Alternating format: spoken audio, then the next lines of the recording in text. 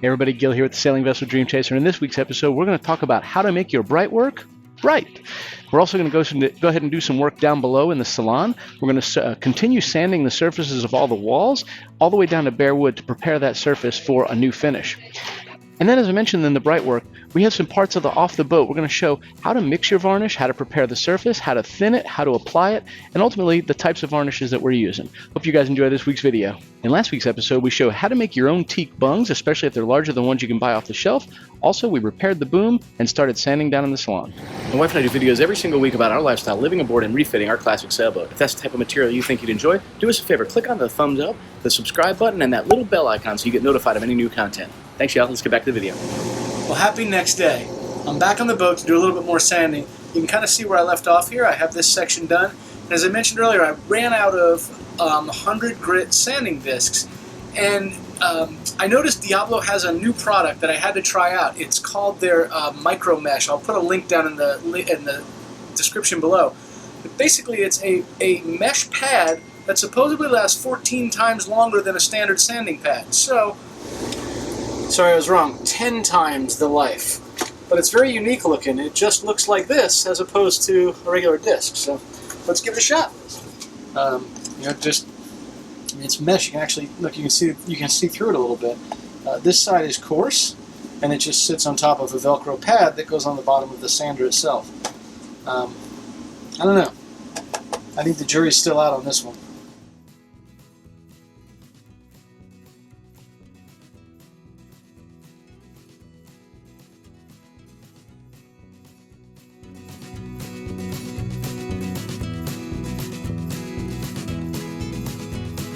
Well, I made pretty good progress. It's been like 2 hours. That's taken a little while. I'm not sure how much I like these new mesh sanding discs. It doesn't seem to be saving me all that much time. Frankly, the peel off and Velcro slap on doesn't take all that long. I don't know that it's a significant savings. So far, not a fan. And that was 80 grit, and it felt like it didn't take it off as good as the 100 grit paper does. Granted, the 100 grit paper stops taking it off at that really aggressive mode after 5 minutes.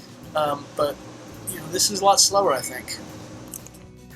Well, I happened to notice this morning that the camera for motion detector went off and informed me there was motion on the boat. So I took a look at it real quick, and I could see that Lionel and the fiberglass and paint team were starting to mask the boat. I knew the plan was to try and get additional paint on both the roof as well as the sides of the coach house this week.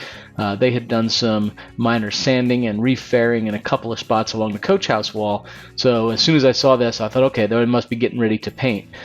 You'll notice in the video it starts to get a little bit cloudy and the wind picks up a little bit. This is springtime in Louisiana, but they ended up changing their mind and ultimately covering the whole thing with a tarp just to let it set the rest of the day. So no paint on this day. So I guess take two. Early the next morning, I saw the same thing again, and I say they came in the morning and took the cover off. And again, I started noticing that they were starting to work on some more masking. You'll see in the video here, they're putting some tape along it. They start to cover the new stanchion and solid lifelines. They're covering up the cap rail and the tow rails. As soon as I saw Merck kind of get up there and move the boat that was side tied to us, I knew they were serious about trying to get paint done on this particular day. You can see them wiping everything down and preparing the surface with acetone to prep for the paint as Lionel continues to mask the rest of the boat. It's really kind of amazing that paper does a great job of preventing overspray. It's shocking to me. For whatever reason, I always thought it needed to be in like a clean room in order to be painted, but they do an amazing job outside like this. So you can see he's now going around the edge of the items on the top. He's not doing the entire coach house roof because we're going to have non-skid up there, but he is going along around on the edges of the hatches, and he's doing the sides of the coach house wall as well.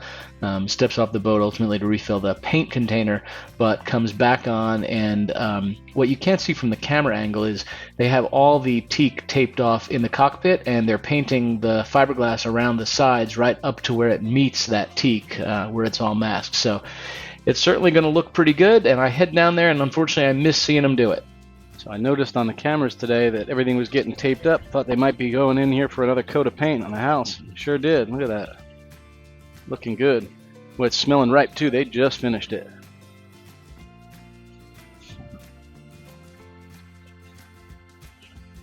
And there's the front of it. Looks nice. So Deb and I decided we would go ahead and head down to New Orleans for the night, stay on the boat, or maybe even in a hotel, have ourselves a little mini staycation, get up bright and early the next morning, and just start working on the boat. Whitney had the girls. We were going to spend all day getting a bunch of work done. And when we got there, we noticed that Lionel and the guys were prepping the surface like they were going to paint again. This time they were actually doing brush paint. They were touching up underneath the coach house lip. There was a little crack in there. They had repaired that. And rather than getting that just with the sprayer, they were also doing some tipping with the brushes. I got up there and I asked him, okay, so with the brushes, how long do I need to let this dry before I should sand? And he said, he'd probably give it 24 hours. And I mentioned earlier that we are doing non-skid on the roof of the boat. Along the edges of all of the items, right, the hatch, the companionways, etc., and along the edges of the boat itself on the roof, there's going to be a 3 to 4 inch wide section that is not going to be non-skid, so that's going to be smooth, and then the rest of it will be textured. We went down to the boat to do some work today.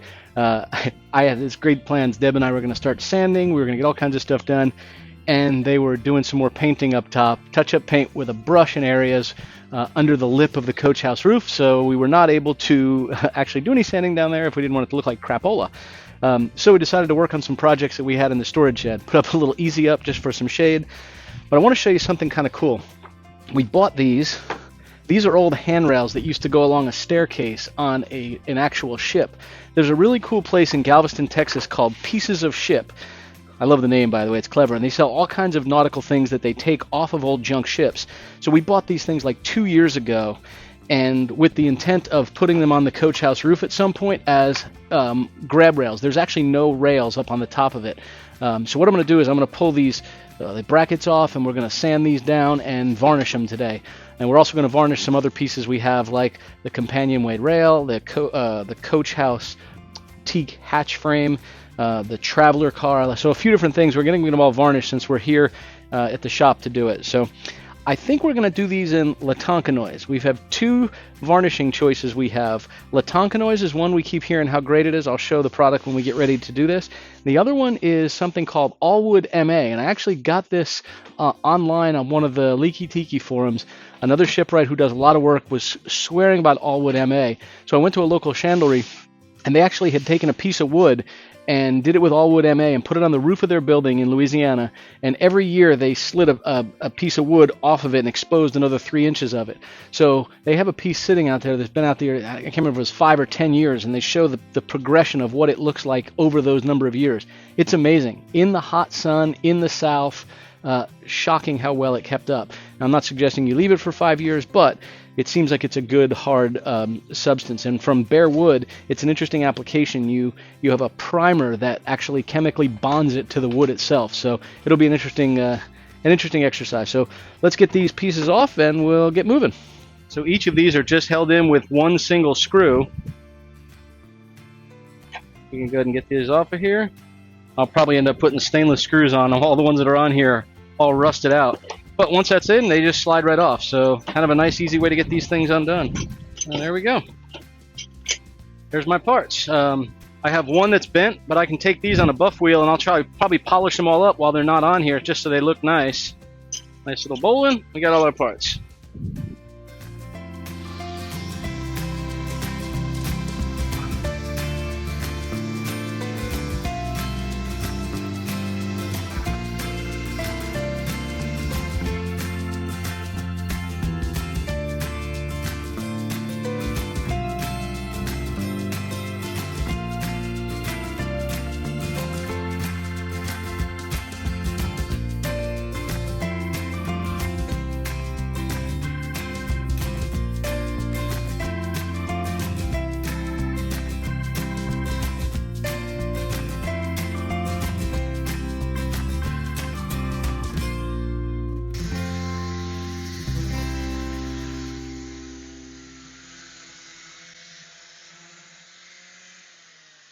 She's our dork.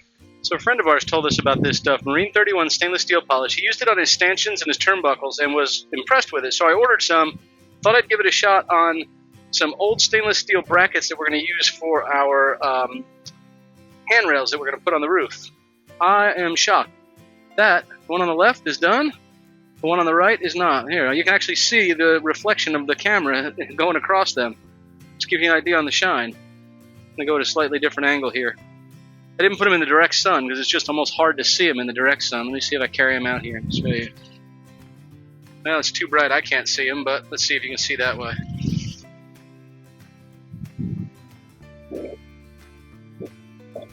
Here, up against the wood, so you can see it there really well.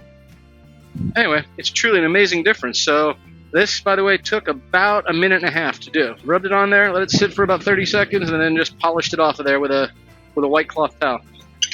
Just to give you an idea, I'm gonna now just buff this up a little bit.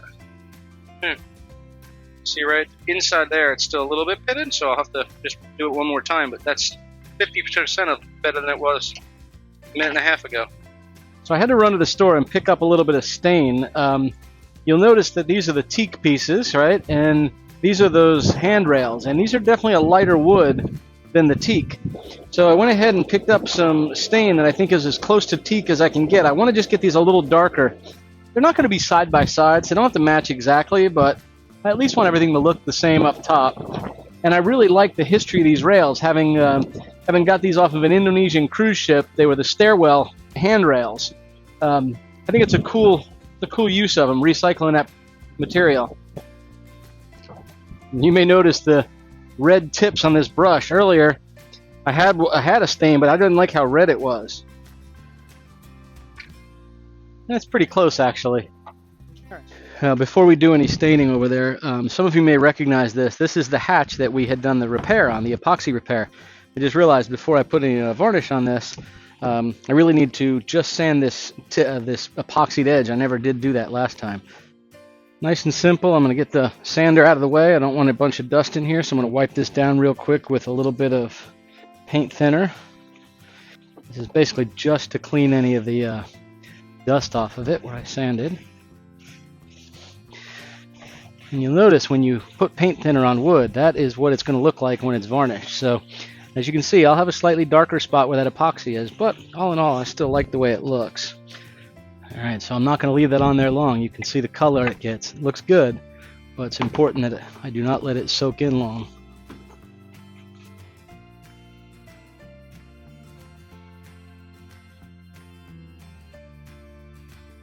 I love having an old work table like this. I don't care what I get on it. It's awesome. Hands sweat like crazy in these gloves in the hot weather, but there. Every 2 seconds it goes between looking like sunshine and looking like it's going to rain.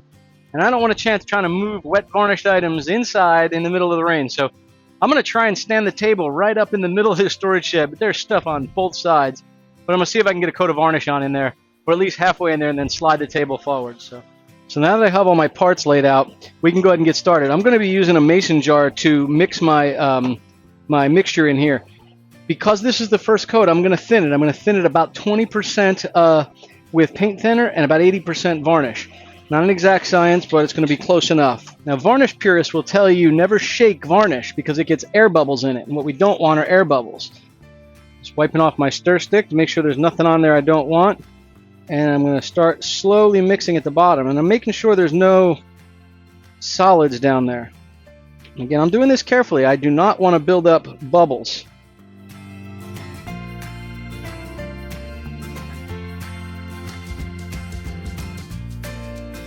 And like I was saying before, we're going to use just a little bit of this mineral spirits just to thin it.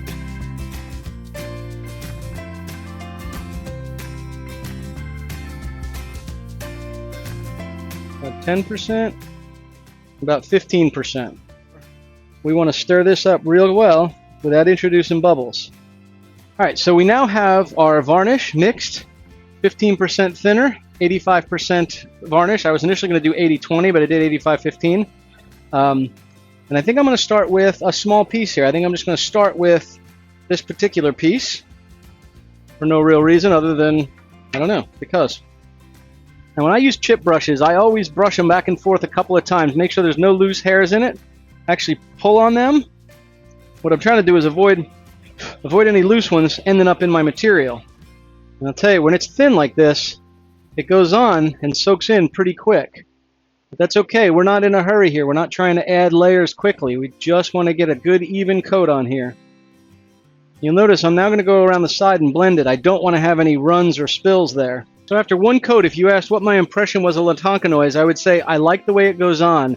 I like the way it soaks in. I like its thickness. It blends well, but I won't be able to really judge that until I get a few more varnish coats on and we see how forgiving it is for a relatively amateur varnisher, which I'd love to say I'm not, but the reality is I am. So I think that's going to be part of it as well. I got the first coat and a half or so of varnish on. The hatch has 2. The Traveler car block has 3. The handrails, I have 1 coat on half the handrail.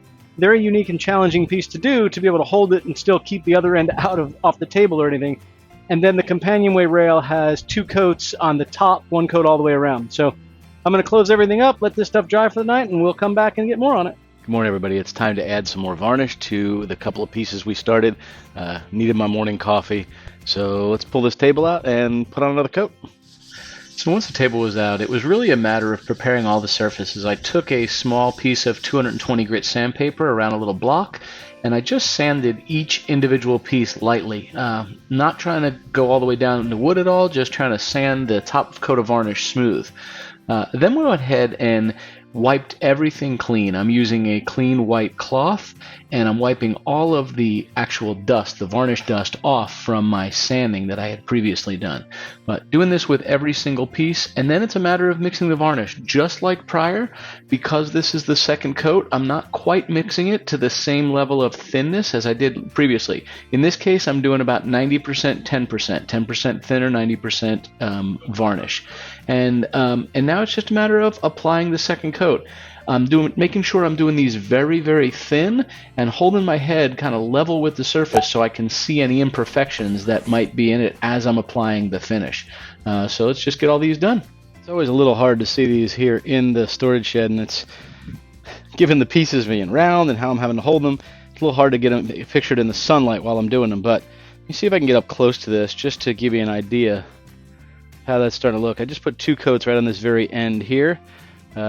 You'll notice I have 1 coat on the far end on past the box. Because these are round, I have to do sections at a time and figure out how I'm going to sit them down. You see the frame right there below it. The Traveler car probably looks the best out of all of these. And it's interesting, this rail that the companionway slides on is very dark compared to the rest of it.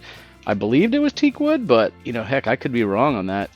This is kind of a rinse-repeat type process. The second coat is on. Tomorrow when it's dry, we'll lightly sand it with 220. I'll wipe it all down free from dust with a tack cloth. And then we'll put another coat of varnish on it. It's just a constantly repeating process until you get that thickness and that richness of color that you ultimately want. I like to describe it as wood encased in glass. That's kind of the way it looks to me. But I'm actually heading out of town this week, and that means Deb's going to be coming by and doing this every day this week. And truth be told, she actually varnishes better than I do. She has a higher level of patience for sure. So I kind of look forward to these looking better than they would if I continue on by myself.